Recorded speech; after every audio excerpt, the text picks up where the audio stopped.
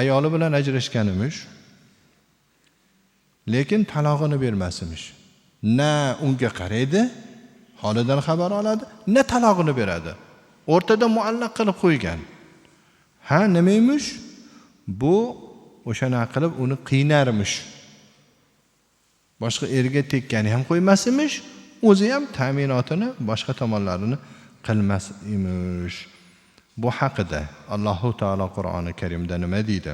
Ularga zulm qilib, zararlantirish niyatida ushlab turmang. Kim shunday qilsa, demak o'ziga o'zi zulm qilibdi. Allohning oyatlarini masxara qilmanglar. Allohu taolo nima deyapti? Bu haligi ayolga zulm qilaman, undan haqqimni olaman, undan o'chimni olaman deyaptimi? Alloh taolo aytayaptiki, o'zingga o'zing zulm qilyapsan va Allohning oyatlarini masxara qilyapsan deyapti. Go'yoki Alloh taolo. Bu Alloh taolo oyati karimasida qaytarganmi bu ishdan? Shuni qilgan odam Allohning oyatlarini masxara qilgan bo'ladi-da. Mana bu holatni juda ham biz yaxshi anglab olishimiz kerak, azizlar.